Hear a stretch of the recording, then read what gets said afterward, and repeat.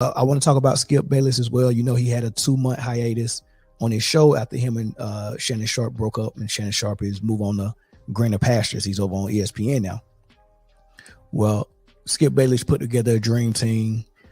He's got Michael Irvin. He's got Shannon, Keyshawn Johnson, and Richard Sherman on this show now, right? I don't know if he's going to have them every day with him, but he had all three of them for the first show. And from what I hear, the ratings didn't go so well. A lot of people didn't watch, but they was watching clips of it on social media and stuff like that. But I don't think enough people watched live to blow them away, right? So the show is not a hit yet. But they got some characters, and I want to play for you what Dan Lebertard said. I want to play what Dan said about it. And I'll come back with my commentary. And what he has decided to do, and this part's fascinating to me.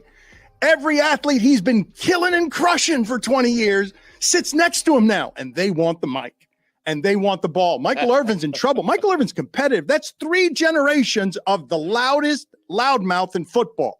3 of them. Keyshawn, Richard Sherman, and Michael Irvin. Holy Skip, they're going to take your show.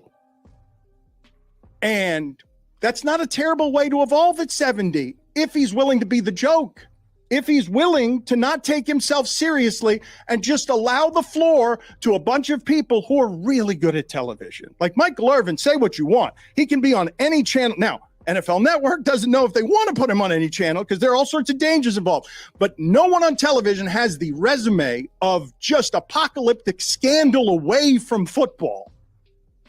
Like just stuff, being famous for bringing in a golden age of Jerry Jones, 90s football. Cowboys are scary. They're in your face. He comes from the University of Miami. He's been great at television always, and he keeps getting chances.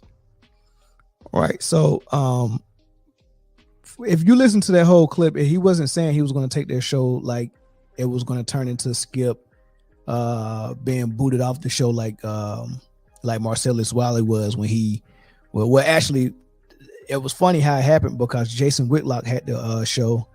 Then he, I think he was doing it by himself, maybe with some guests, maybe, and then he bought not Whitlock, but he bought Marcellus Wiley on, and he was bringing them on often, and then he became a permanent stay, and then it was him and Marcellus, and then eventually they booted Whitlock out of there. It was Marcellus' show, and then he brought on Ocho, and then he lost his junk to Ocho. And they booted Marcellus out, and now it's Ocho's show, right? So he's not saying it like that, like this is going to be Michael Irvin's show or Keyshawn or Richard Sherman's show, and they'll go boot, Skip out. But what he meant is that they're going to take over your show because you can't out-talk them. And the way they bring their entertainment, you can't really bottle up. Like Shannon Sharp act like he was a tame hound dog. Right. Some of the things that Skip said and how he said it should have never been able to get out. Like Shannon was too tame. He was too polished. He wasn't rough around the edges like, Sherman and Mike's up here to be when they just, hey, I'm just me. I'm not gonna try to put this in a box and be a certain way, and that's good. Like people want to see that on TV, right? It was good TV to see Michael Irvin do some of the things he did on the show yesterday.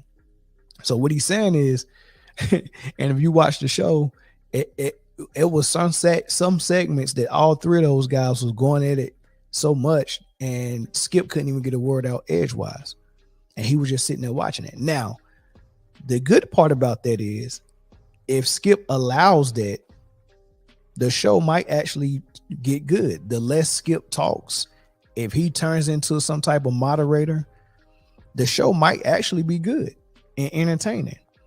But I think what Skip got popular with is by saying these extreme things that was inflammatory and borderline, crossing the line. Like, he would say things like that, and people would tune in just to hate him. Like, that he lives off the hate.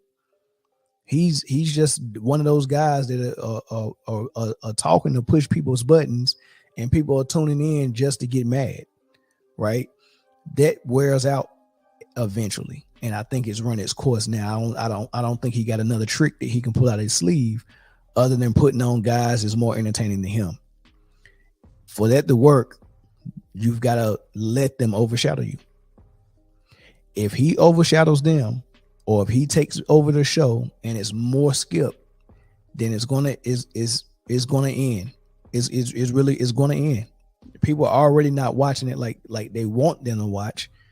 So Skip actually got to lose himself to save his show. Right? That's the only way it's gonna work. Only way it's gonna work. But I still ain't watched it. I watched clips, but I can't sit and watch that show start to finish. I don't care what you did. He brought Lil Wayne in. Lil Wayne did an intro song, and he brought 3 dudes that he think the demographic that he lost by firing Shannon Sharp is going to jump back on, because now you got 3 of them, and he wants that demographic back. It may work, it may not work, but we'll see. Once again, let me know what y'all think in the comments, man, and